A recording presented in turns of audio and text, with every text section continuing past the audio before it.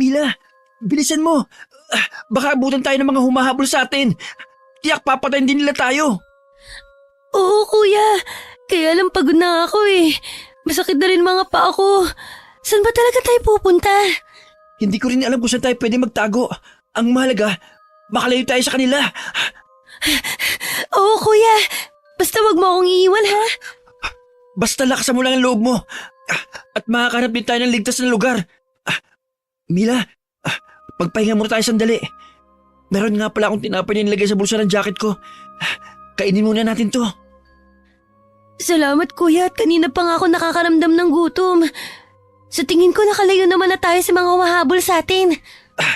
Basta, lakad takbo ang gawin natin para tuloy na tayo makalayo sa mga taong yon. Pakiramdam ko may paltos na ang mga paa ko. At saka kuya, nakakatakot naman tong dinadaanan natin. Sobrang liblib na. At parang sa gubat na tayo pupunta. Madilim na rin ang paligid natin. Maganda nga yun eh. At hindi tayo basta makikita ng mga humahabol sa atin. Mila, natatanong mo ba yung liwanag sa bandaron? May natatanaw ako eh. Baka may mga kabahayan dun. Oo, kuya. Natatanaw ko na rin. May liwanag nga sa bandaron. Sana mga kabahayan na yun para makahingi tayo ng tulong. Sa ilang oras na lakad-takbo na ginawa ng magkapatid, nabuhayan sila ng pag-aasa dahil sa natanaw ng mga liwanag sa di kalayuan. Galing ang pamilya nila sa isang handaan kung saan habang pauwi sakay ng kanilang kotse ay bigla na lamang may humarang na dalawang sasakyan at walang haba silang pinaulanan ng mga bala. Swerte namang nakaligtas sa magkapatid dahil niyakap sila ng kanilang mga magulang. Ayaw man nilang iwan ng dugo ang mga magulang. Walang pagpilian si Esmer kundi ang akayin ng kapatid palayo sa lugar na yun. Nabibilang ang pamilya nila sa may mga sinasabi sa kanilang lugar. May mga negosyo ang kanilang pamilya na pinagkukuhanan ng mga ito na itinutulong naman sa mga kapuspalad. Kilala kasing matulugi na pilantropo ang kanilang mga magulang. May palagay si Esmer, may naiinggit sa kanilang pamilya o may interes sa yamang kanilang naipundar. Kaya sila tinambangan ng mga armadong kalalakihan at pinaslang ang kanilang mga magulang. Nandito na tayo, Mila. May mga bahay nga. Magtatanong tayo kung saan pwedeng makahingi ng tulong. Ayun, may bukas sa pintuan na may ilaw. Tsak, nagising pa ang nakatira dyan. Sige kuya, magtanong ka na. Talagang pagod na ako. Pero may mga tao nga kaya dito? Bakit puro kubo lang ang mga nandito? Ano ka ba naman, Mila? Nasa gubat tayo at malayo tayo sa kabihasnan.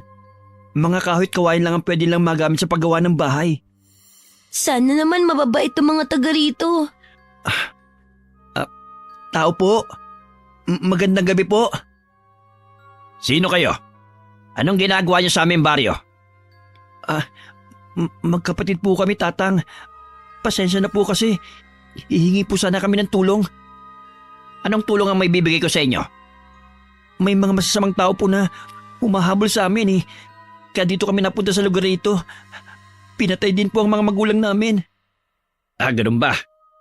Kawawa naman pala kayo. O sige, dumito muna kayo sa aming baryo. Ako nga palang tumatayong leader sa malita baryo namin. Tawagin niyo na lamang akong Kainsoy. Maraming salamat po, Kainsoy. Tatanawin naming malaking utang loob to sa inyo. Ako nga po pala si Esmer. At ito nga po pala ang nakababata kong kapatid na si Mila. Halina kayo. Sasamahan ko na kayo sa kubo kung saan kayo maaaring tumigil ngayong gabi. Bukas na bukas din, mag-uutos ako na alamin ang nangyari sa inyong mga magulang. Iginiya na ang magkapatid ng matandang lalaki papunta sa isang kubo na malayo sa karamihan. May ilan pa silang nakasalubong na taga roon na mapanuri ang tingin sa kanila. Bumati pa ang mga yon kay Kainsoy. Bago pumasok sa kubo, muling nagpasalamat ang dalawa kay Kainsoy. Nang makapasok ang magkapatid at maisara ang pinto. Tsaka unti-unting sumilay ang imbing ngiti sa labi ng matandang lalaki.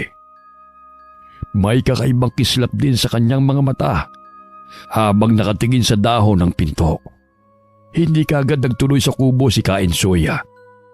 Pinuntahan sa kanya pinulong ang kanyang mga kababaryo sa pagdating ng magkapatid. Mga kasama, kinakatigan pa rin tayo ng ating Panginoon. Ngayong gabi ipinadala niya ang magkapatid upang maging alay sa darating na kapiyastahan sa pagbilog ng buwan. Ngayon mga kasama, kailangan natin gumawa ng paraan upang magtagal sila rito. Pagkatapos magsalita ni Kainsoy, nagsigawan ang kanyang mga kababaryo. Kitang-kita sa kanila ang pananabik sa paparating na kapiyastahan.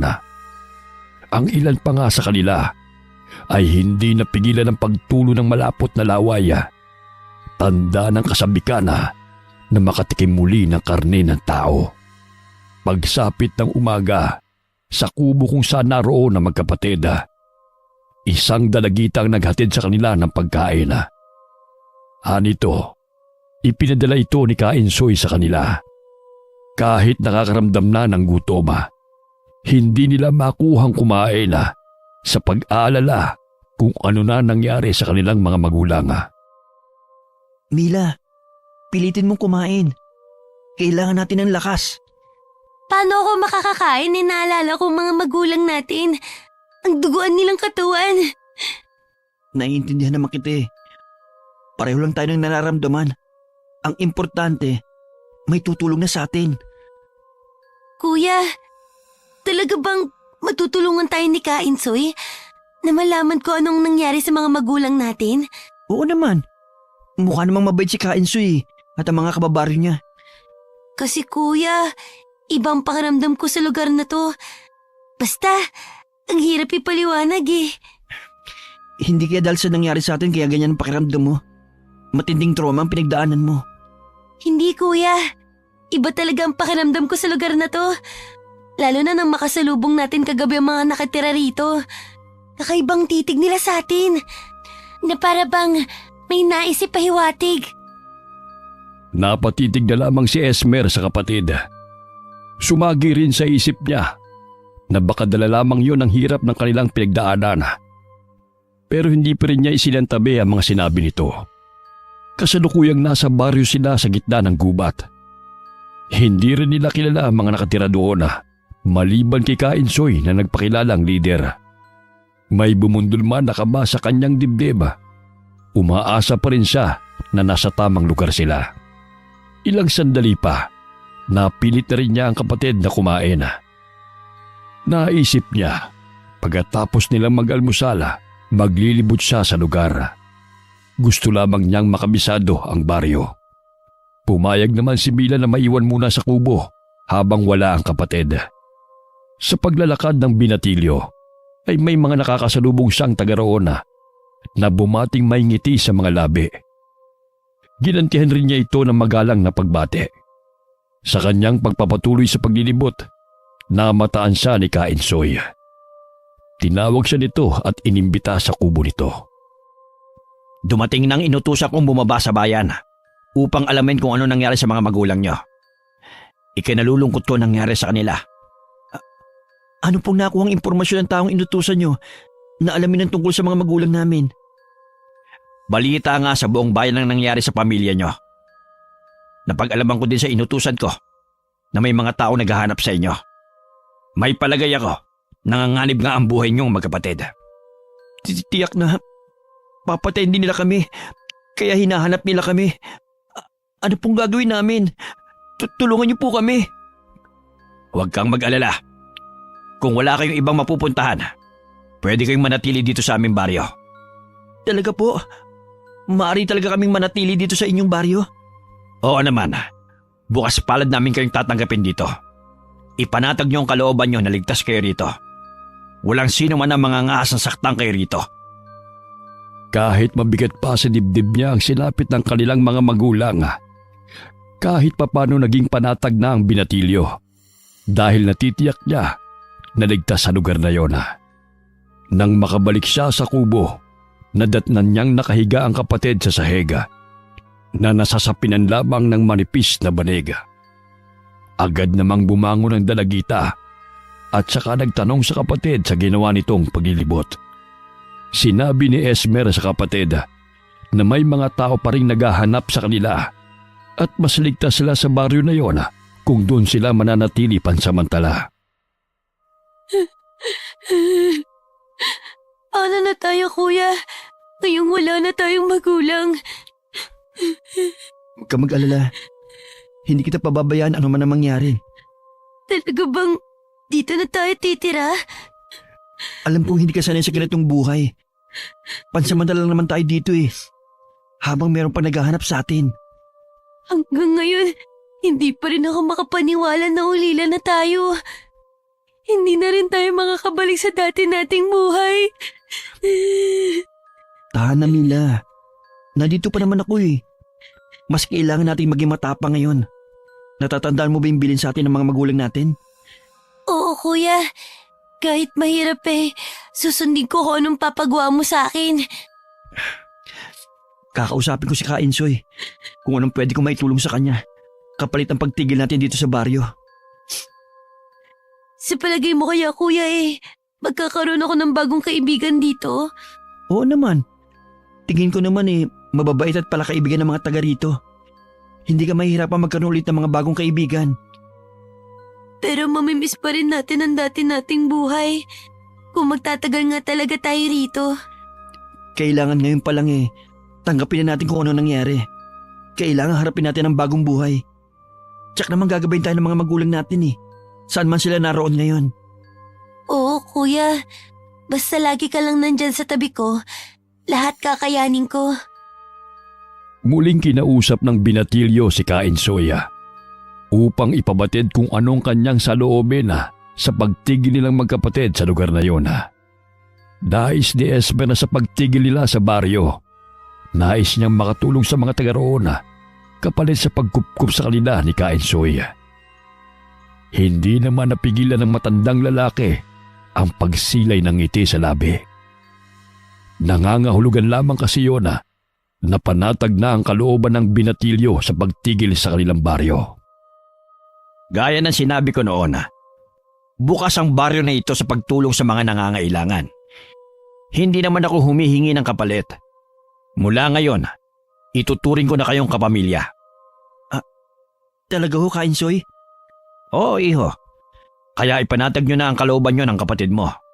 Kung gusto nyo may gawin kayo dito para hindi kayo mainip, malaya kayong makakakilos. Magagawa nyo rin ang mga nais nyong gawin. Kainsoy, meron po sana akong kailangan sa inyo. Ano yun, iho? Sabihin mo kung ano pa ang kailangan nyo ng kapatid mo. Nais ko po sana matutunan ng paraan ng pamumuhay nyo rito sa baryo.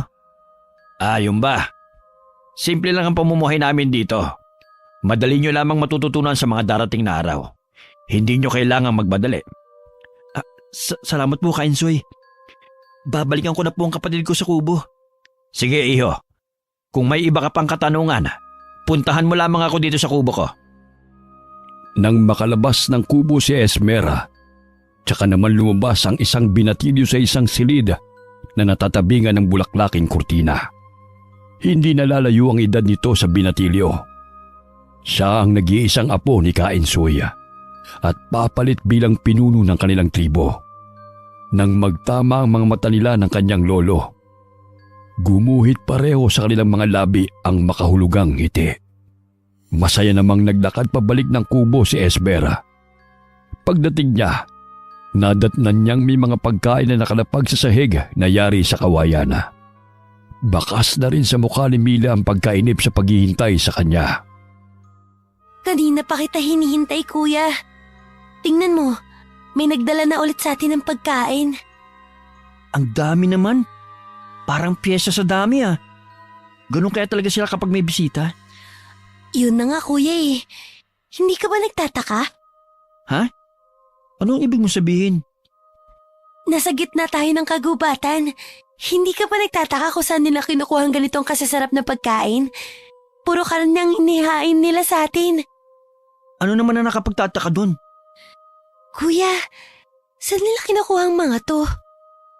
Malay mo naman may mga alaga silang hayop na siya nilang kinakata at kinakain nila. Huwag ka na nga mag-isip ng kung ano-ano.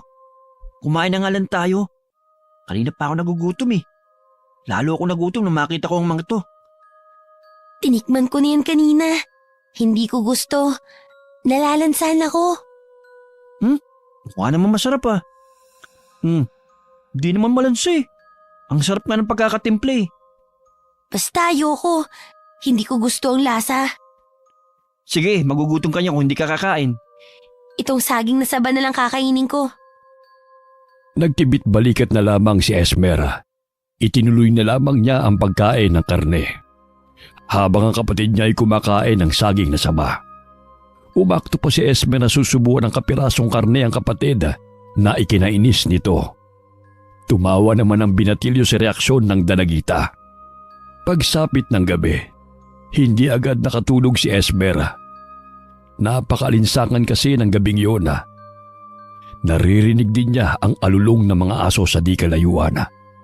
Hindi tuloy niya maiwasan na kilabutan sa alulong na naririnig. Palibhasa nasa gitna nga ng kagubatan ng baryo. Hindi maiwasan ang binatilyo na makaramdam ng takot. Pero naisip niya na hindi dapat makahalata ang kapatid na may takot din siyang nararamdaman. Baka kasi panghinaan ito ng loob. Pinilit na lamang ng binatilyo na makatulog. Kinabukasan, tilaok ng mga manok ang nagpagising sa kanila ni Mila.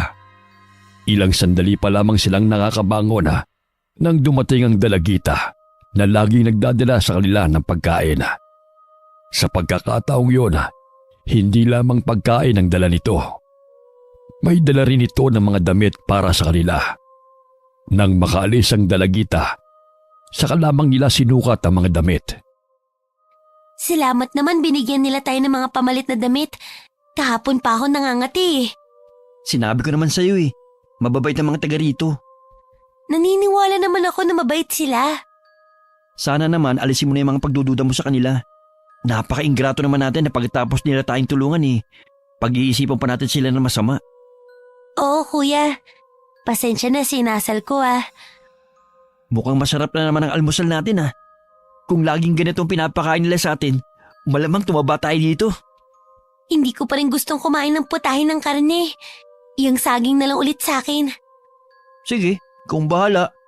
Ang mahalaga eh, malamnan ang tiyan mo. Pagkatapos ng kanilang almusal, lumabas ang magkapatid ng kubo para magtanong kung saan sila maaaring maligo. Itinuro naman ng isang residente roon ang ilog sa di kalayuan. Doon sila naligo at ilang oras ding nagtampisaw sa malamig na tubig.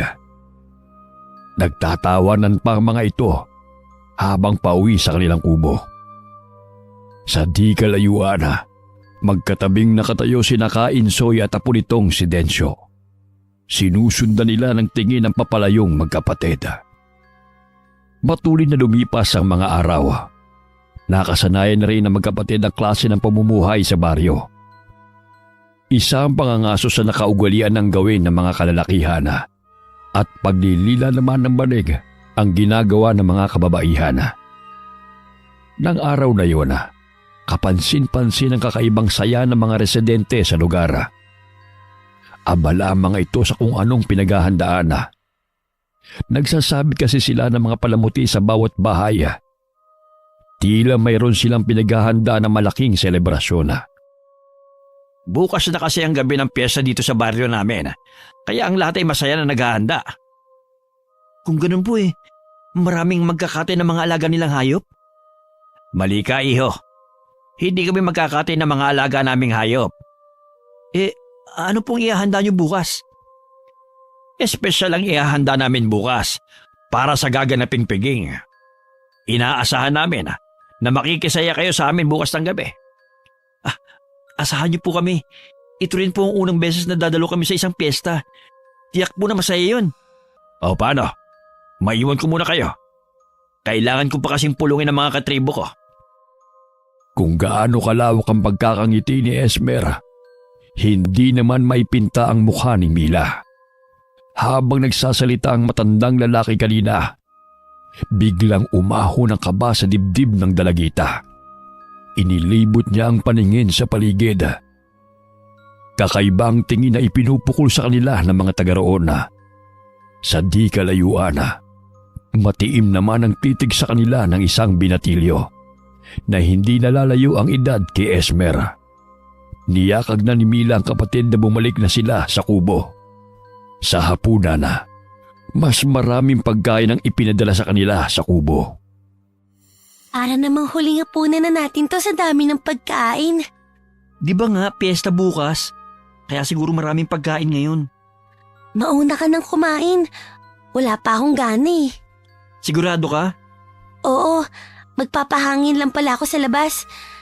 Para kasing ibang init ngayon. Para bang uulan. Nagtataka naman na nasundan na lamang ni Esmer ang paglabas ng kapatid. Habang naglalakad si Mila, nakarinig siya ng tila mga nag-uusap sa di kalayuan. Sinundan niya ang mga tilig hanggang makarating siya sa pinakalikod na ng mga kabahayan. Naroon ang mga residente na nagkukumpulan. Nasa harap naman nila si Kainsoy at ang isang binatilyo. Mga kasama! Bukas nagagalapin ang malaking piging sa ating baryo. Bukas, wala tayong ibang gagawin kundi ang magsaya at magpakabusog sa ilalim ng kabilugan ng buwan. Nagsigawan naman ang mga naroon. Nakarinig pa si Mila ng mga angilan na tila nagmumula sa mga mababangis na hayop. Nang ilibot niya ang paningin, wala naman siyang nakita na hayop sa paligid. Nag-iba rin ang samyo ng hangin. Naging amoy masangsang ito. Hindi tuloy maiwasan na magtakip ng ilong si Mila. Bumalik na rin siya sa kanilang kubo. Kinabukasan, maagang bumangon ang magkapatid para sana tumulong sa paghahanda. Wala po kayong gagawin? Akala ko po ba Mamaya pa namang gabi ang piging. Kayo ang aming magiging espesyal na bisita. Hayaan nyo na lang po kami na manguha ng mga panggatong. Sige. Kailangan nga pala natin ng maraming kahoy. Huwag lamang kayong lalayo, ha? Habang namumulot ng mga tuyong kahoy, tahimik naman si Mila. Sa paglalakad nila, hindi na nila namalayan na napalayo na pala sila sa baryo. Akma na sanang babalik ang magkapatid nang makarinig sila ng kaluskos sa di kalayuan. Nahawi din ang matataas na talahib sa kanilang harapan. Lumabas doon ang isang matandang lalaki na puti na lahat ang buhok. May pasan din itong mga panggatong sa balikat. Nanunuri ang tingin nito sa kanila. Napakapit naman sa braso niya si Mila. Anong ginagawa niyo sa lugar na ito? Nanguha lang po kami ng mga panggatong. Pabalik na rin po kami sa baryo. Sandali lang. Ang tinutukoy niyo bang baryo ay ang nasa gitna ng kagubatan? Opo. Pasensya na po, Tatang. Kailangan na po namin umalis. Baka hinahanap na po kami. Hindi lang po namin namalayan na napalayo na kami. Mamayang gabi na ang piyesta sa baryo na yun. Alam niyo ba yun? Opo. Kaya nga po kami nangunguha ng mga panggatong. Kung ako sa inyo, huwag na kayong babalik doon. Bakit po? Ano meron sa baryo na yun? Mga aswang ang mga nakatira doon. Ho? Totoo po ba yan? Kaya siguro kakaibang kilos sa tingin nila sa atin. Baka tayong balak nila ihanda sa piging mamayang gabi. Ang napuntahan niyo ay ang baryo ng mga abwak. Isang uri ng aswang lupa. Ang lalaking abwak ay may kakayanang magpalit ng anyo bilang bayawak. Naghuhukay sila sa lupa. Isang paraan para abangan ang kanilang biktima. Ang babaeng abwak naman ay kayang magpalit ng anyo bilang uwak. Anong gagawin natin, kuya? Huwag ka matakot. Nandito lang ako para protektahan ka. Hindi ko alam kung paano kayo napadpad sa baryo ng mga abwak. Pero mapanganib kung babalik pa kayo doon. Paano po namin natitiyak na nagsasabi po kayo ng totoo, Tatang? Nasa inyo yun kung maniniwala kayo. Mahirap pong basta lang kami maniwala sa inyo. Si Kainsoy po ang tumulong sa amin magkapatid. Kinukup po nila kami. Kung sakali mang magbago ang inyong isip, taluntunin niyo lang ang daan na ito. Hihintayin ko kayo sa may sangang daan bago lumubog ang araw. Nang makabalik sila sa baryo, hindi nagpahalata ang magkapatid sa mga residente na may nalalaman na sila. Sa loob ng kubo nag-usap ang magkapatid kung ano ang dapat nilang gawin sa mga oras na yun. Nagdadalawang isip si Esmer kung maniniwala siya sa matandang lalaki sa gubat. Sa loob kasi ng ilang araw na pananatili nila roon, wala namang ipinakitang masama ang mga residente, lalo na si Kainsoy. Paano kung totoong mga aswang nga ang nakatira rito? Paano kung nagsasabi nga ng totoo yung matanda? Kanina lang natin nakilalang matandang yun. Maniniwala na ba kagad tayo sa kanya? Wala namang ebidensya yung matanda sa sinasabi niya eh. Sige, maghahanap muna ako na ebidensya. Saan ka pupunta? Bumalik ka nga rito. Naiwan na napakamot na lamang sa ulo si Esmer. Wala sa loob na napatingin si Esmer sa bukas na bintana. Napagtanto niya, malapit na palang lumubog ang araw. Si Mila naman habang naglalakad, palinga-linga sa paligid. Napansin niya na wala ang mga residente doon at saradong-sarado ang mga bahay. Naalala niya yung lugar kung saan nagpulong ang mga ito. Kaya doon na lamang siya nagpunta. Malapit na siya nang makarinig siya ng mga ingay. Saka dahan-dahan siyang lumapit sa likod ng mga nagtataasang halaman. Naulinigan niya ang ilang residente na nagtatawanan. Naulinigan ng dalagita ang pag-uusap ng ilang residente. Nabanggit pa nga ang pangalan nilang magkapatid. Labis ang kilabot na naramdaman niya nang marinig mismo sa bibig ng isang babae na sila ang ihahanda mamayang hating gabi.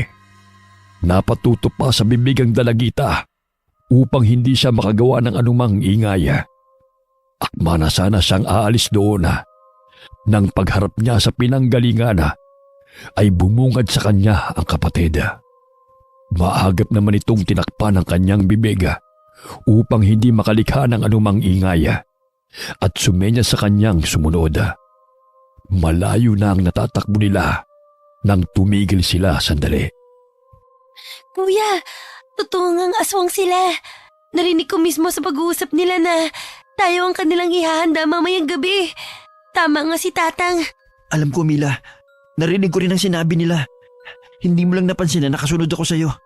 Nag-aalala kasi ako sa'yo eh. Anong gagawin natin, kuya? Palubog na ang araw.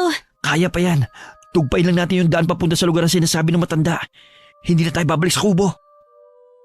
Patakbong hinila ni Esmer ang kamay ng kapatid. Hindi pa man sila nakakalayo nang makarinig sila ng mga yabag na paparating. Kaya lalo nilang binilisan ang pagtakbo. Si Mila na may panakanakang lumilingon sa kanyang likurana kasabay ng paglubog ng araw. Kitang-kita niya ang pagbabagong anyo ng mga residente ng baryo na humahabol sa kanila.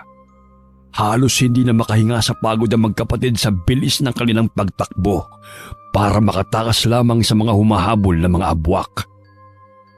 Malapit na sila, kuya. Aabutan na nila tayo. Nandito na tayo. Nakita ko na rin na matanda. Tumatakbo rin siya pasalbong sa atin. Magtago na muna kayo. Ako na ang bahala sa kanila. Dala-dala ni Kakaryo ang kanyang armas na pinatulis na libon ng kawayan. Pawasiwas niyang sinalubong ang mga aswanga. Umaangil naman ang mga ito kapag sila'y tinatamaan. Habang abala si Kakaryo sa pakikipaglaban sa mga aswanga, hindi niya napansin ang hukay na ginawa ng isang abwak na papalapit sa kanyang direksyon. Agad siyang hinila nito pailalim, pero mabilis siyang nakakapit sa lupa. Nang makita yun ni Esmer, agad niyang dinampot ang libon ng kawayan at saka agad niyang itinarak sa abwak na humihila kay Kakaryo. Nang makita yun ng mga aswanga, agad silang tumalilis upang iligtas ang kanilang mga sarili. Nang sulyapan muli ni Esmer ang katawan ng abwak na may nakatarak na libon ng kawayan, nagulat siya nang makialang si Kainsoy yun, ang lider ng baryo. Kaya pala ganun na lamang ang reaksyon ng mga kasama nito. Kanina pa ako naghihintay sa sangang daan. Malakas kasi ang kutob ko na darating kayo. Nag-aalinlangan nga po kami nung una. Kung maniniwala ba kami sa inyo. Mabuti na lang, nakumbinsi rin si Kuya. Nang pareho naming narinig ang pag-uusap nila. Tatang, paano na po kami? Wala na po talaga kami mapupuntahan na magkapatid. Kung wala na kayong ibang mapupuntahan, sumama na kayo sa akin. Hindi po ba kami makakaabala sa inyo? Huwag niyong isipin yun. Halina kayo at hindi tayo pwedeng manatili sa lugar na ito. Hanggat hindi pa sumisikat ang araw, ay mapanganib dito. Narating nila ang isang kubo na nasa gitna ng malawak na paranga. Napapaligiran ng kubo ng mga punong hindi namumunga. Napakalakas ng hangin na kulang na lamang ay tangayin sila. Bagya pang nangaligkig ang magkapatid sa lamig na nanunuot sa manipis nilang suot. Napag-alaman ng magkapatid na mag-isa na lamang na namumuhay ang matandang lalaki na ang pangalan ay Kakaryo. Ikinuwento rin nila ang nangyari sa kanilang mga magulang. Sa pagtigil ng magkapatid sa poder ni Kakaryo, hindi nila inaasahan na mapapamahal sila sa matandang lalaki. At ganun din ito sa kanila. Sa paglipas ng 10 taon tinuring na ng magkapatid si Kakaryo bilang ama. Kumusta ang kapatid mo at ang asawa niya? Maayos man po ang lagay nila. Kasalukuyan pong nagdadalang tao na si Mila. Aba, magandang balita yan Oo nga po, Tay. Gusto nga po nilang dumalaw dito sa atin. Kaya lang po, masaya ng pagbubuntis ni Mila Kung gayon tayo na lang ang dadalaw sa kanilang mag-asawa kapag hindi na tayo masyadong abala. Kailangan mo pa kasi magsanay upang maging bihasa ka sa paggamit ng iyong mutya. Sige po, Tay. Kailangan ko nga po magsanay ng mabuti para maging kasing husay niyo sa pakikipaglaban. Kailangan nating maging handa. Kung sakali mang dumating ang araw na makatunggali nating muli ang mga abwak. Paparating na kasi ang panahon ng anihan kung kailan nagiging aktibo muli ang mga abwak. Handa na po akong harapin sila. Kahit papaano po, nakabisa ko ng paggamit ng aking mutya. Hindi pa sapat yan.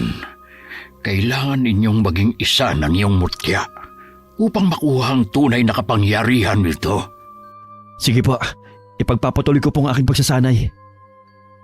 Minsan magkasama sila ni Kakaryo habang nangangahoy sa gubat. Habang naglalakad sila, ay aksidenteng nakapulot si Esmer ng isang bato na may kakaibang hugis na may kulay na maitim-itim. Kahalintulad ito ng batong buhay. Dahil sa kuryosidad ay isinilid niya ito sa kanyang bulsa. Siniguro niyang hindi ito malalaglag hanggang makauwi sila. Pagdating sa kubo, agad na ipinakita niya kay Kakaryo ang napulot na bato at nagtanong. Tay, may napulot po akong kakaibang hugis ng bato sa gubat. Anong klaseng bato po kaya ito? Patingin nga ako, anak, at susuriin ko kung anong klaseng bato yan. Ito po, para po siyang may sariling buhay. Akin na at susuriin ko kung hindi ako nagkakamali. Ito ay isang mutya na nanggagaling sa isang damo na kung tawagin ay makahiya. Talaga po, Tay? Paano po kaya ito gamitin? Gaano po kaya kabisa ang taglay nitong kapangyarihan? Teka, anak, kukunin ko muna ang aking libreta. Sa tagal ng panahon hindi ko nakabisado ang kapangyarihan ng bawat mutya. Napakaswerte ko po pala, Tay. Sa dinami-dami ng tao, hindi ko akalaing ako pa nakapulot sa mutya ng makahiya. Alam mo, anak, hindi lahat ng tao ay pwede magkaroon ng mutya. Pinipili lang nito kung sino ang karapat-dapat. Ibig po bang sabihin ako ang karapat-dapat na magtanga nito? Hindi ko pa masasagot ang tanong mong yan, iyo. Hanggat hindi lumalabas ang kapangyarihan ng mutya. Hindi natin matitiyak kung ikaw nga ang pinili nito. Sige, Tay. Sabihin niyo na po ang kapangyarihan ng mutya nito. Ayon dito sa libreta, mabisang proteksyon ng mutya ng makahiya sa masasamang elemento tulad ng lamang lupa, duwending itim at mga aswang. Nagtataglay din ito ng pampaswerte sa taong may tangan nito. Balutin mo ito sa kapirasong telang pula at gawin mong kwintas. Huwag mo itong aalisin sa iyong katawan. Ito ang magiging proteksyon mo. Tatandaan ko po ang lahat ng tinuran nyo. Bumalik sa kasalukuyan ng isip ni Esmera. Pinutol niya na ang pagbabalik tanawa kung paano niya nakuha ang kanyang mutya. Tinitigan niya ito na ginawa niyang kwintas. Mula nang maging isa sila nito, kakaibang lakas na ang kanyang naramdaman. Batid niya, handa na siya sa paparating na laban. Isang gabi nga, nagising siya sa malakas na sigawan ng mga tao sa di kalayuan. Napatayo siya, sabay haplos sa kanyang mutya. Naramdaman kasi niya na may paparating na panganib sa kanilang baryo, kaya nagkakagulo ang mga tao. Agad siyang lumabas ng kanilang kubo at saka tinungo ang pinagmumulan ng komosyon. Pagdating doon ay nakita niyang nagtatakbuhan ng mga tao. Nakita niya ang pagsalakay ng mga abwak sa mga residente. Nakita rin niya ang isang bata na nahulog sa hukay. Bago maging biktima ng abwak, agad niya itong tinulungan at pinagtago. Hinarap niya ang mga ito. Hindi niya napansin na kasunod pala niya si Kakario na nakikipaglaban na rin. Ang ilan ay napatay niya. Hindi siya nagpadaig sa mga ito. Tumalilis namang palayo ang mga abwak nang makita nilang may namatay sa kanilang kasama. Ayos ka lang ba, anak? Hindi ka ba nahirapan sa pakikipaglaban sa kanila? Hindi po, Tay. Kayo po, ayos lang po ba kayo? Oo, nag-uumpisa na silang sumalakay, kaya dapat lagi tayong handa sa anumang pwedeng mangyari. Bigyan natin ng babala ang ating mga kababaryo. Sige po, Tay. Halina kayo. Atin silang pulungin upang malaman nilang dapat nilang gawin kung sakaling sumalakay muli ang mga abwak. Nakakapagtaka na napaaga ang kanilang pagsalakay. Hindi pa naman panahon ng anihan. Ano po kayang dahilan kung bakit sila sumalakay ngayon? May naaamoy akong kakaiba sa simoy ng hangin. Isa ito sa mga palatandaan na may malaking sakunang parating sa baryo natin. Kung ganun, Tay, kailangan natin maging handa kung sakaling sumalakay muli ang mga kalaban. Pinatgim lang nila sa atin ang kanilang bagsik. Bumalik na ang mag-ama sa kubo. Makalipas ng ilang sandali ng pamamahinga, ay ipinasya na nilang ituloy ang tulog. Kinabukasan, maaga pa lamang ay naghanda na sila upang gawin ang mga trabahong naiwan ng mga nakaraang araw. Dala na rin nila ang kanilang pagkain para sa pananghalian. Noong hapon naman, matapos nilang kumain ay nag-usap uli ang mag-ama. Nagpasya si Kakario na hindi muna sila mangunguha ng mga kawayan sa susunod na mga araw. Tay, ano pong gagawin natin ngayong araw? Kailangan makausap na natin ang ating mga kababaryo. Papaghandain natin sila. Ilang linggo na lang ay mag-aanihan na. Kaya nakasisiguro kung sasalakay na naman ng mga abwak. Sa tingin ko nga po, Tay, kakailanganin natin ang tulong ng ating mga kababaryo. Naisip ko nga rin. Dahil ang mga abwak buong puwersa kung sila'y sumalakay. Ganon sila nagkakaisa. Kung ganun, Tay, kailangan din nilang manguha ng kawayan at lagyan ng tulis para may armas din sila sa oras na sumalakay ang mga abwak. Ngunit nang matapos ang pagpupulong, ay wala ni isa man sa kanilang mga kababaryo ang naglakas loob na magtaas ng kamay para sabihing sasama sila sa pakikipaglaban. Kahit napansin ni Kakario na may takot ang mga kababaryo, ay sinabihan niyang huwag matakot dahil sila ni Esmera mangunguna sa pakikipaglaban. Napansin din yun ni Esmera, kaya minabuti niyang turuan ng mga ito kung paano gagamitin ang kanilang mga armas. Nananaig man ang takot ng mga kababaryo, ay nakumbinsi din niya ang mga ito na umanib sa kanilang pakikipaglaban. Sama-sama silang nagpunta sa kawayanan upang manguha ng kanilang gagawing armas. Mabuti na lang po at nakumbinsi natin sila. Oh, Malaking puwersa man ang sumalakay, ay hindi tayo mahihirapang harapin sila.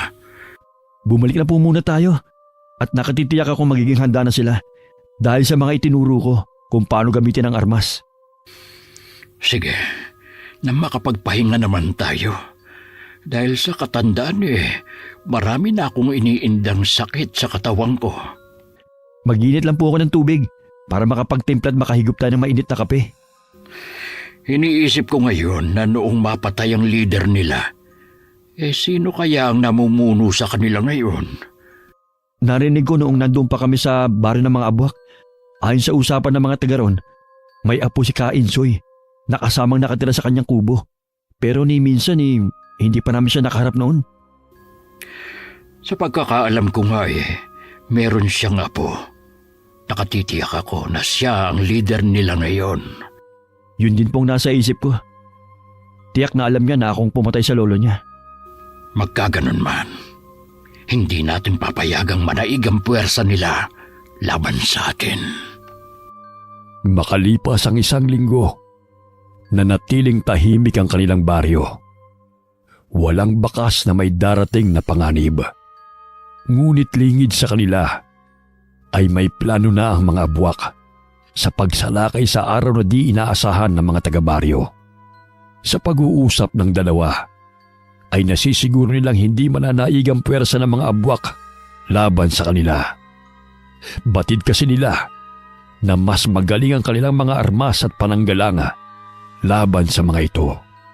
Handa na sila, maging ang buong taga-baryo, sa pagsalakay ng mga abwak anumang oras.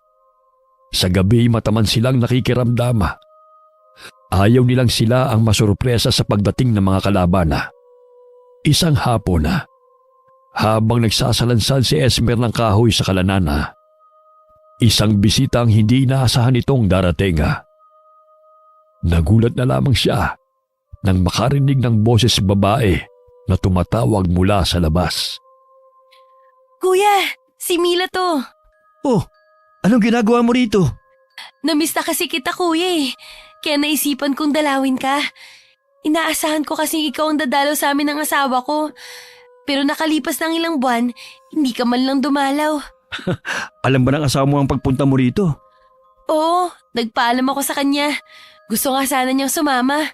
Kaso meron siyang naiwang trabaho Pero susunod daw siya dito sa akin. Mga ilang araw ba ang plano mo na manatili dito? Gusto ko sanang dumito muna pansamantala. Madalas kasi, ako lang mag-isa sa bahay Pwede naman kaso ang inaalala ko ikaw Buntis ka pa naman. Nasaan nga pala si Itay? Pauwi na siguro yun. Nangunguha lang ng kawayan. Ay, baka siya na yung dumating. May tao sa labas Oh, nandito ka pala, Mila. Buti dinalaw mo kami. Namiss ko po kayo ni Kuya Bagamat pwede kang mamalagi rito, napakadelikado dito sa baryo ngayon. Bakit po, Tay? Nung isang gabi lamang sinalakay ng mga abwak ang baryo natin. Inaasahan namin na anumang sandali ay sasalakay muli sila. Ganun po ba? Huwag ka mag-alala, Mila. Habang nandito ako, pangangalagaan kita. Poprotektahan kita laban sa mga abwak. Salamat, Kuya. Alam ko naman na hindi mo ako papabayaan Katulad ng mga bata pa tayo. Mabuti pa pumasok na tayo. Kanina pa madilim ang langit. Tiyak na malakas ang parating na ulan. Hindi pa man nga sila natatagalan sa loob ng kubo. Bumuhos na ang malakas na ulana. Sinabayan pa yun ng panakanakang pagkidlat at pagkulog. Sa kabilang dako naman sa baryo ng mga abwak, nakatingin si Dencio sa bangkay ng kanyang tatanga na nakaupo sa kanyang trono. Bungo at kalansay na lamang ito. Pero hanggang ng mga sandaling yun, tumatanggi pa rin siya na ipalibing ito. Kailangan niya munang maipaghiganti ang pagkamatay nito. Nakatatak na sa kanyang isipan ng eksenang yun kung paano pinatay ni Esmer ang kanyang tatanga. Napakuyom na lamang ang kanyang kamao nang maalala ang mukha nito. Balang araw, maghaharap din tayo, Esmer.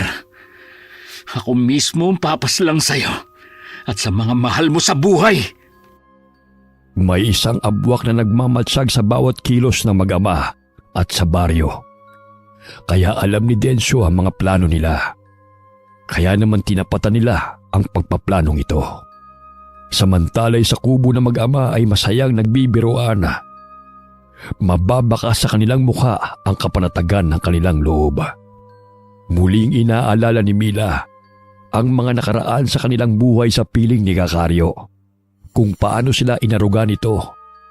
Lumalaki silang napapamahal sa matanda. Kaya itinuring na nila itong tatay kalaunan at sila bilang mga anak. Sa loob ng mahaba-habang panahon ay nanatili pa rin sa kanila ang pangungulila sa pagkawala ng kanilang mga magulang. Pero lahat ng pagmamahala ay pinunan ni Kakario. Hindi po namin makakalimutan ng mga kabutihan niyo at pagmamahal sa amin, Tay. Ako pa nga ang dapat na magpasalamat sa inyo. Mula nung dumating kayo, naging makulay muli ang buhay ko. Siguro po, itinadhana ang pagsasama-sama natin. May iba nga po pala ako. Nabanggit niyo na sa akin na delikado ngayon dito sa baryo.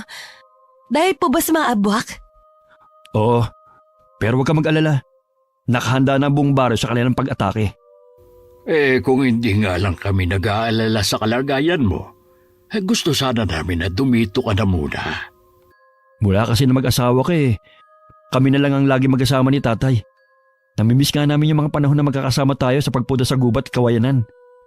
Hayaan mo, kapag may pagkakataon kami ng kuya mo, kami naman ang dadalaw sa inyo. Maaring nakapanganak ka na sa panahong iyon. Matutuwa tiyak ang asawa ko. Matagal na niya kasing gusto na makapunta kayo sa amin . Hindi sa itinataboy ka namin ni tatay. Pero kailangan mo na rin umuwi sa inyo. Kaya naman kitang protektahan. Pero mas panatag ako kung nasa ligtas kang lugar. Kayo ng pamangkin ko. Sige, pero bukas sana makapunta tayo sa ilog. Yung dating pinaliliguan natin, kung saan doon tayo sinasamahan ni tatay. Namiss ko talaga ang paliligo sa ilog na yun. Oo ba? Ay, teka lang. Magluluto muna ako ng hapunan natin. Kayo muna ni tatay magkwentuhan. Kinagabihan, matapos na sila'y maghapunan, inayos ni Esmer ang tutulugan ng kapatid.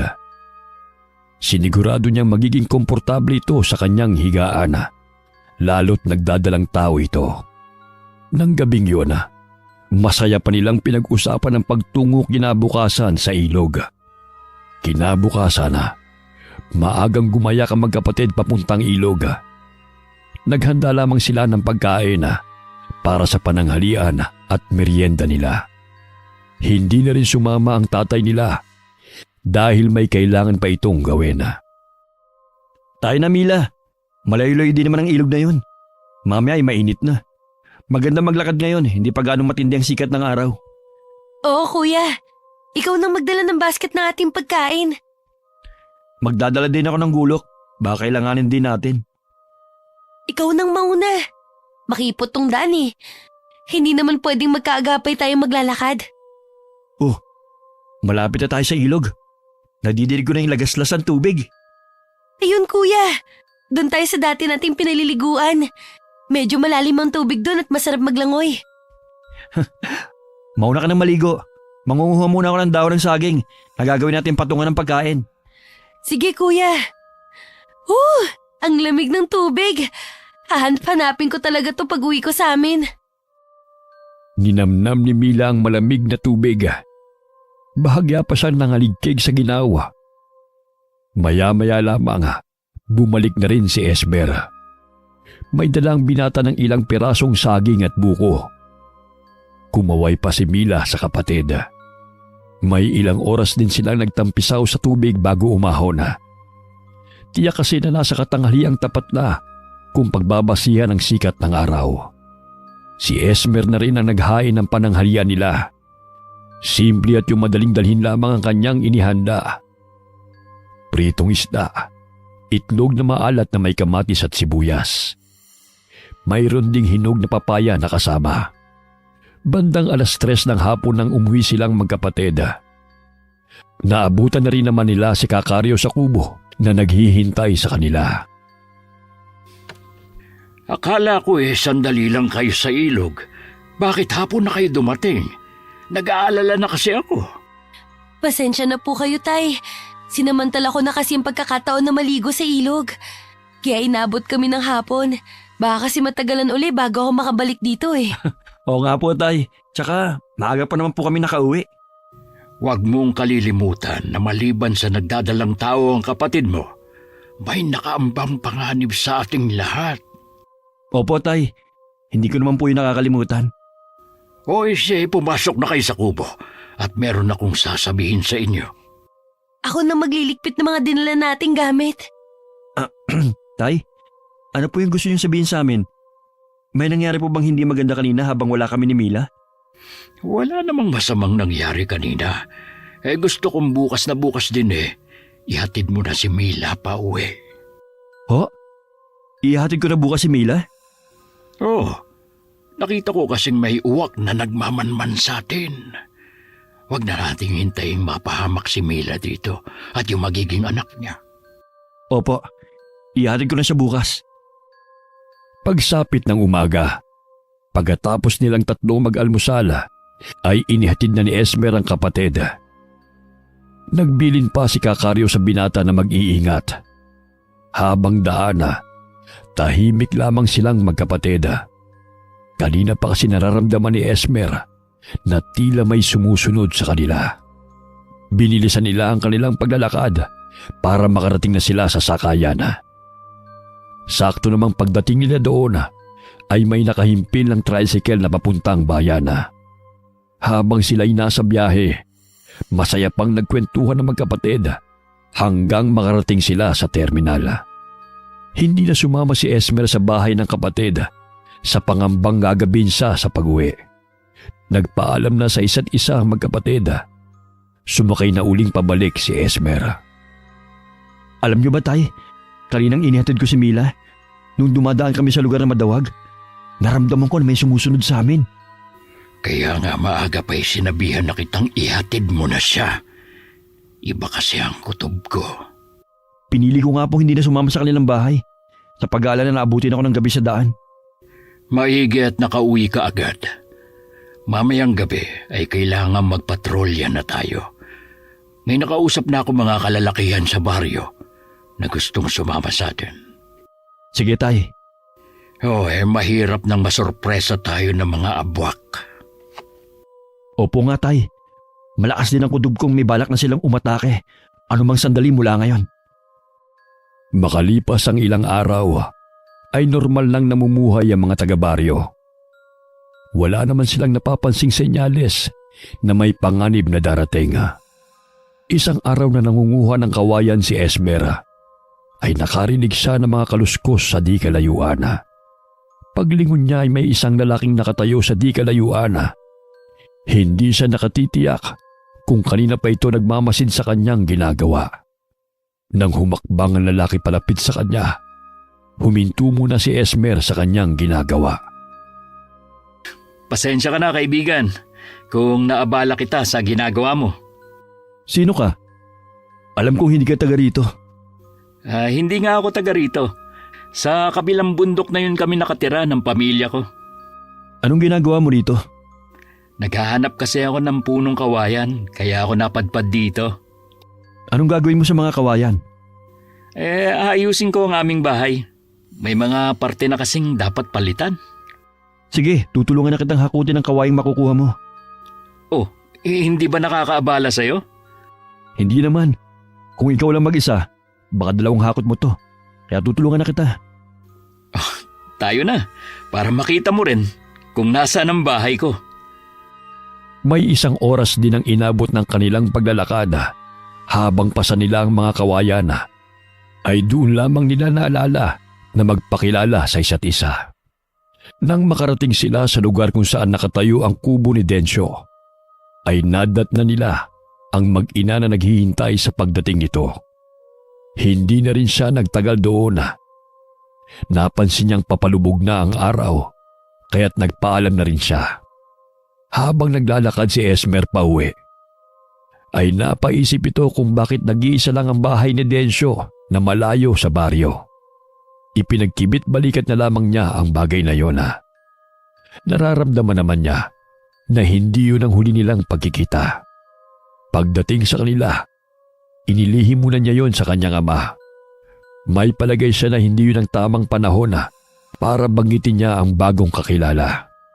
Kinabukasan, pagpunta nila sa kawayanan, ay kasama na niya ang kanyang ama na si Kakaryo. Napansin ng matandang lalaki ang palinga-linga niya na tila may hinahanap. Ano bang hinahanap mo?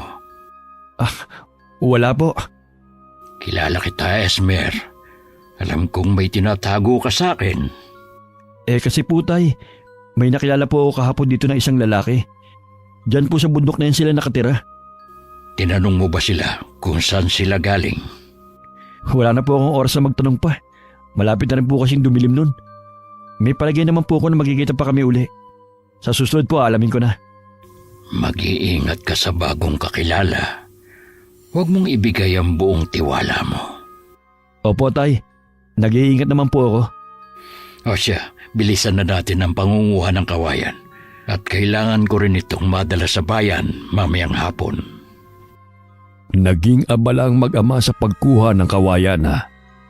Lingid sa kanila ay may 2 pares ng mga mata na lihim na nagmamasid sa kanila. Ramdam naman yun ni Esmer, kaya hindi yun kaila sa kanya. Nang lumingon siya sa kanyang ama, abala ito sa pagtatali ng mga pinutol na kawayan. Nang matapos nilang ipunin at talian yun, ay umalis na sila pasa ng mga nakuhang kawayan. Pagdating nila sa kubo, agad na kinuha ni Kakaryo ang kanyang kalabaw at ipinahila na papuntang bayan ng mga kawayan. Kinabukasan ay maagang nagising si Esmer. Maaga kayatang nagising, anak. Opo tay, maaga kasi ako natulog kagabi. Baka napagod ka kahapon. Maayos po bang naging lakad niyo kahapon? Oo, anak. Ayos lang naman. Mangunguha po ba ulit tayo ng kawayan ngayon? Hindi na muna. Mangunguha muna tayo ng kahoy na panggatong. Tila nagbabadya na naman ang ulan.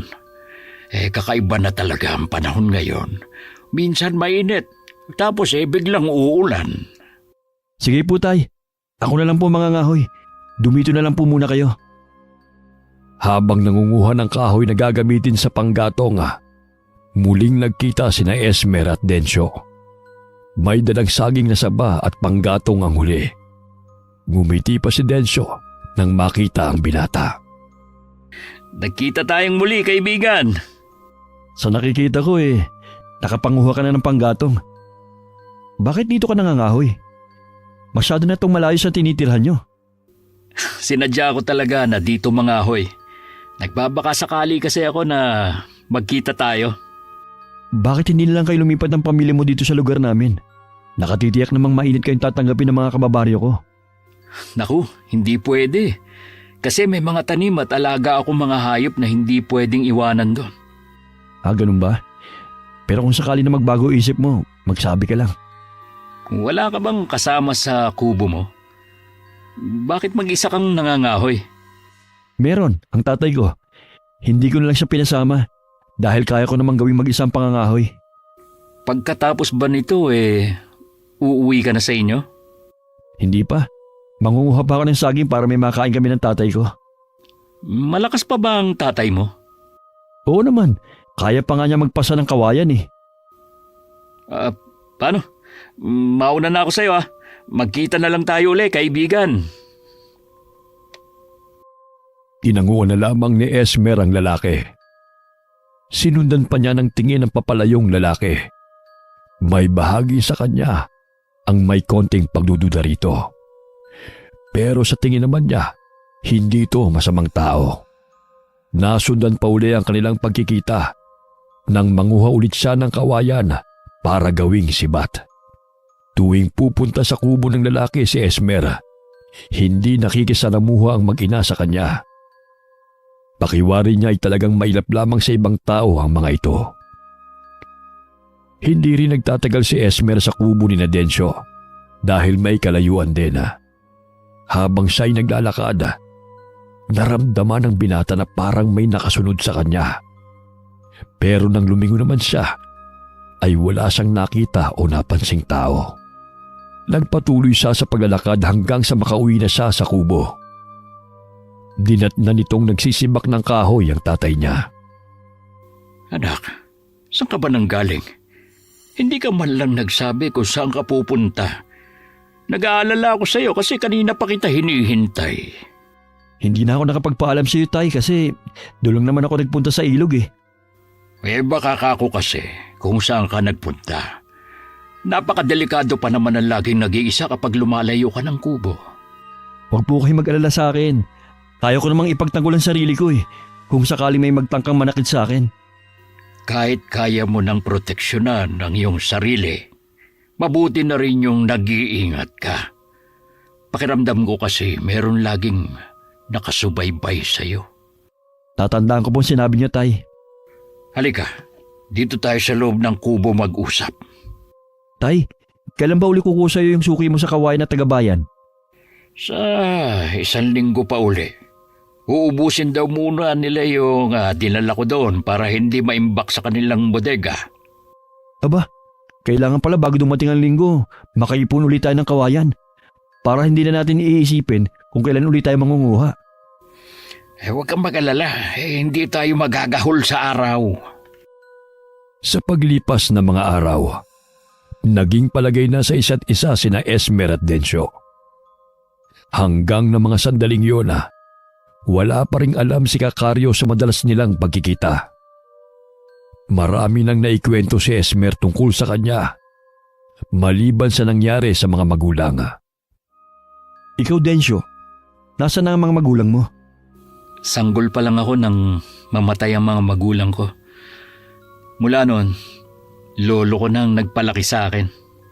Pareho pala tayo na ulila na sa mga magulang. Akala ko ba tatay niyo ang kasama mo? Hindi talaga namin siya totoong tatay. Kinupkup lang niya kami noon, pagkatapos niya kaming iligtas. Ganun ba? Swerte niyo naman pala. Nasaan nga pala ang lolo mo? Wala na rin siya. Pinatay siya ng taong kinupkup niya noon. Hindi makaapuhap ng sasabihin si Esmera. Kitang-kita niya kasi ang galit sa mga mata nito. Marahil hindi pa natatagalan ang pagkasawi ng lolo nito. Hanggang makauwi, laman ng isip niya ang pinag-usapan nila ng itinuturing na niyang kaibigan. Napapadalas yata ang alis mo. Saan ka ba nagpupunta? Patuloy po ako nagsasanay. Ganun ba? Hindi ba pwedeng dito ka lang sa ating kubo magsanay, anak? Mas maganda po kasi yung tago ako eh. Para nakatuto ako sa pag-iensayo at walang nakakaabala. Kung sa bagay, maganda talaga yung solo at tahimik. Kaya huwag kayo mag-isip tayo kung saan ako nagpupunta kapag wala ako dito. Baka kasi naglilihim ka lang sa akin. Yan ang wag na wag mong gagawin.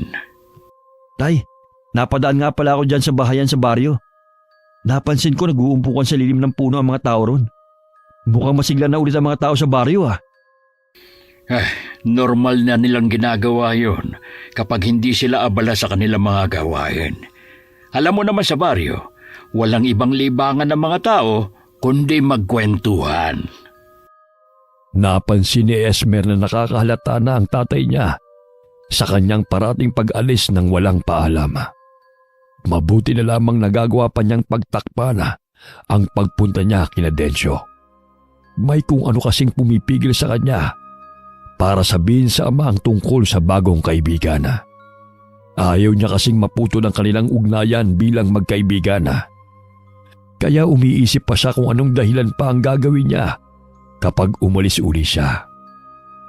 Basta sa susunod na aalis ka at hindi lang din sa baryo ang punta mo, ay magpapaalam ka sa akin. Opo, Tay. Ang akala ko kasi, okay lang sa inyo na basta lang ako umaalis ng bahay. Okay lang na umalis ka, pero gusto ko na magpapaalam ka lang. Sige, Tay. May nakilala nga po pala akong isang dalaga. Nakita ko siya sa ilog nang minsang naligo ako doon. Mabuti kung ganon, anak. Nagkakaedad ka na rin naman. Alam kong kailangan mo rin na makakasama sa buhay. Darating din kasi ang araw na mawawala din ako sa piling nyo. Lihim na napangiti si Esmer sa naging pagdadahilan niya sa kanyang tatay. Sinabi lang niyang may nakilala siyang dalaga sa ilog. Naisip lamang niya yun para kung gusto niyang pumunta kina Densyo ay may maganda siyang dahilan. Pero sa totoo lang, hindi sumagi sa isip niya ang maghanap ng babaeng liligawan. Nagpaalam siya sa kanyang tatay. Sinabing pupunta muna siya sa bahay ng nakilalang dalaga. May ngiting sumilay sa mga labi ni Kakaryo. Saka siya pinayagan. Nagbili lamang siya sa binata na huwag magpapagabi ng uwi. Natuwa naman si Esmer dahil nakalusot ang kanyang alibay. Sa katunayan ay kina Densyo siya pupunta. Habang naglalakad si Esmer ay lumilingon siya. Iniisip kasi niyang baka sinusubaybayan na pala siya ng kanyang tatay. Nang nakasigurong hindi siya sinusundan ay mabilis siyang lumakad upang makarating kagad kina Densyo. Halos hingalin siya sa pagmamadali.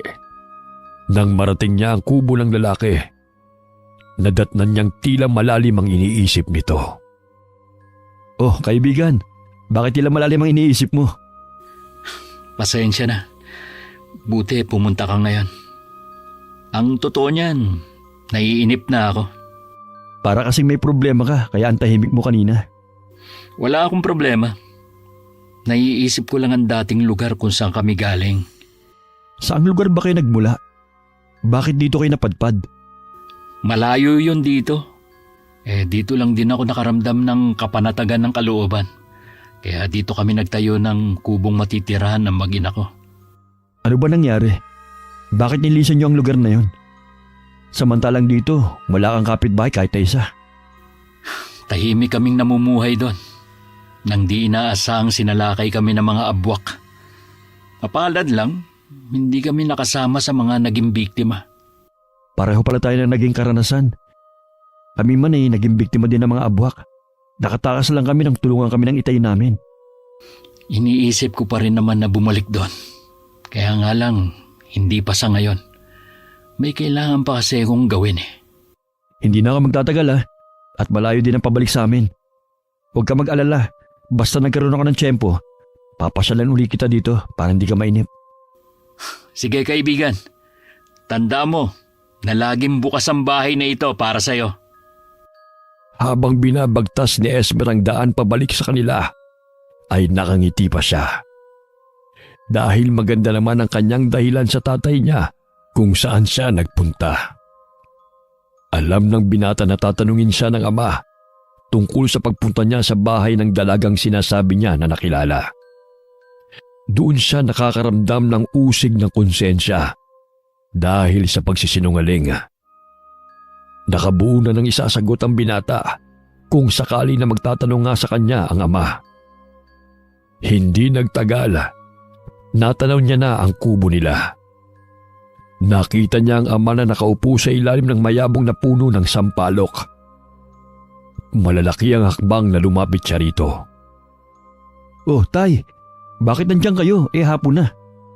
Medyo maalinsangan kasi kanina sa loob ng kubo kaya dito muna ako nakaupo. Doon na po tayo sa loob. Malapit na rin namang gumabi. Anak. Ano naman ang nangyari sa pagpasyal mo sa dalaga na kinakwento mo? Maayos naman po akong hinarap. Dangan nga po lamang at hindi ako masyado makapagsalita tungkol sa aking pakay. Bakit naman? Binata ka naman at matikas din ang iyong pangangatawan. Tayo naman. Ngayon lang ako nakaranas umakyat ng ligaw. Siyempre po nahihiya ako. Sa susunod, medyo konting gilas, anak. Baka mapag-iwanan ka ng panahon. Hayaan niyo, tay. Pagbubutihin ko ng panliligaw ko. May dapat lang, anak, para abutin pa akong malakas ng aking magiging apo. Tayo naman. Apo na kagad. Tung wala pa nga akong sinasabing mahal ko siya. Mabuti na yung maagap. Kasi dun din naman ang patungo nun. Walang kamalay-malay si Kakaryo sa pagsisinungaling ng itinuturing ng anak. Malaki kasi ang tiwala nito sa binata. Lingid sa mag-ama, pareho silang napaglalalangan ni Densyo para mahulog sa isang patibong. Samantala, naisipan naman ni Densyo na puntahan ang baryo ng mga abwak para kumustahin. Pero malayo pa lamang, nakaamoy na siya ng hindi maganda. Agad siyang nagkubli para hindi malaman ng mga nasasakupan niya ang kanyang pagdating. Ganun na lamang ang gulat niya nang makita ang kababata na nakaupo sa trono niya habang nagbibigay ng utos sa mga residente ng baryo. Ang ilan na tumutol sa sinasabi ng kababata ay agad na kinitlan ng buhay nito. Napakuyom ang kanyang kamao sa nasaksihan. Mabigat man na iwan ng mga nasasakupan niya, wala siyang magawa kundi bumalik sa kanilang kubo sa bundok. Pag-uwi na abutan niya ang ilang abwak na sinasalakay ang kanilang kubo. Pilit namang nanglalaban ang kanyang asawa. Mga traidor! Paano niyo nagawa ito sa akin bilang pinuno niyo? Mga lapastangan! Ngumisi lang sa kanya ang mga dating tagasunod. Kahit hindi pa kalat ang dilema. Dahil mayayabong ang puno at halos hindi na makapasok ang silahis ng araw. Nagmistulang madilim ang lugar na yon. Nagpalit bilang abwak si Densyo. Mabangis na parang hayop sa gubat na sinalakay niya ang kapwa abwak. May isang natirang buhay na alam niyang tapat sa kanyang kababata. Tinanong niya ito bago kitlan ng buhay. Masakit kay Densyo ang patayin ng kapwa abwak.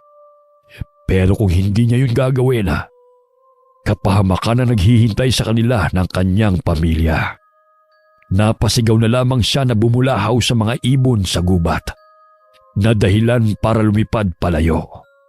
Hindi siya makapaniwala na dahil sa kaabalahan niya sa pagpaplano na makaganti kay Esmera, unti-unti nang naaagaw sa kanya ang trono. Tay, meron sana po akong gustong ipagtapat sa inyo. Hoy, tungkol ba sa babaeng nililigawan mo? Ang totoo po niyan, nagsinungaling ako sa inyo. Wala naman po talaga akong nililigawan eh. Sabi na nga ba eh. Iba talaga ang kutob ko sa malimit mong pag-alis. Patawarin niyo po ako. Hindi mo ba alam na pwede kang mapahamak dahil sa pagsisinungaling mo? Kaya nga po hindi na ako nakatiis na hindi ipagtapat sa inyo eh. Sino ba ang pinupuntahan mo? Isa pong bagong kaibigan, si Densyo. Densyo, iba ang kutob ko sa taong yan. Layuan mo siya. Huwag ka na muling makikipagkita sa taong yon. Hindi naman nakaimik si Esmera. Alam niyang mahihirapan na siyang puntahan ng kaibigan. Ngayong alam na ni Kakaryo ang ginawa niyang paglilihim. Samantala, kinailangan namang umalis ni Densyo sa kubo sa bundok dahil sa pagtugi sa kanila ng mga abwak na inutusan ng bagong pinuno ng tribo nila. Nasugatan ng malala ang kanyang anak. Kahit anong halamang gamot sa gubat ang ipinantapal niya, hindi naghihilom ang sugat nito. Isang paraan na lamang ang naiisip niya para makaligtas sa bingit ng kamatayan ng kanyang anak at malayo sa kapahamakan ng kanyang asawa. Abala ng mga sandaling yon si Kakaryo at Esmera nang biglang dumating si Densyo habang buhat ang walang malay na anak. Bigla namang naging alerto ang matandang lalaki. Diyan ka lang! Hindi ka tao! Sino ka? Tay, sila po yung tinutukoy kong kaibigan. Ano ka mo? Nakikipagkaibigan ka sa isang abwak? Ho? Abwak si Densyo? Nilinlang ka niya para mahulog sa kanyang patibong. Totoo ba yun, Densyo? Oo. Ito lang kasi ang paraan ko para maipaghiganti ang ginawa mong pagpatay sa aking lolo. Lolo? Siya ang apo ni Kainsoy, ang pinuno ng mga abwak. Kung ganun, ikaw ang apo niya. Pero hindi ko sinasadya ang pagkamatay ng lolo mo. Hindi ko alam. Kung hinayaan nyo lang sana kami makaalis nun, hindi yun mangyayari. Wala na tayong magagawa sa nangyari. Hindi na maibabalik ang buhay ng lolo ko kung ganoon. Anong ginagawa mo rito? Hindi ako nagtungo dito bilang kaaway. Hindi na rin ako pinuno ng mga abwak. Inagaw na sa akin ang aking trono. Nandito ako para humingi ng tulong. Para sa anak kong nag-aagaw buhay. Nagkatinginan pa ang mag-ama bago ibinalik ang tingin sa bata. Lumambot naman ang ekspresyon ng mukha ni Kakario nang makita ang batang babae na namumutla habang walang malay. Pinapasok ni Kakario ang mga ito habang inihahanda ang kakailanganing gamot. Maliban kasi sa galing sa pakikipaglaban, mahusay din sa panggagamot si Kakario. Habang ginagamot ang bata, nasa labas naman si Densyo at nakatingin sa kawalan. Anong plano mo? Pupunta ako sa baryo namin para bawiin ang trono ko. Hindi mo kakayanin kung mag-isa ka lang. Hayaan mong samahan kita. Ano? Sasama ka? Oo, para makabawi man lang ako sa'yo. Alam kong hindi sapat ang gagawin ko para maibsan ang galit dyan sa puso mo sa pagkawala ng iyong lolo. Laban ko to. Hindi mo kailangan makialam. Isa pa, maghihiganti pa rin ako sa'yo. Isantabi mo muna ang paghihiganti mo. Ang pagbawi muna sa trono mo ang isipin mo. Napatitig na lamang si Densyo sa binata. Sinabi rin ni Esmer ang plano niya sa kanyang ama. Mariin namang tumutol si Kakario sa kanyang binabalak. Nasisiraan ka na ba ng ulo? Hindi po, tay. Pero naisip ko na kung tutulungan ko si Densyo, baka hindi na rin nila salakay ng baryo natin at para makabawi na rin ako sa kanya. Paano kung pagdating niya doon ay may nakahandang patibong? Kung pupunta ka doon, sasama na rin ako. Gusto sanang tumutol ni Esmer, pero nagpumilit pa rin ang ama na sumama. Ligtas na rin naman ang anak ni Densyo. Kailangan na lamang nitong magpalakas. Madaling araw umalis ang tatlo para pagdating sa baryo ng mga abwak ay walang gaanong lakas sa mga ito para lumaban.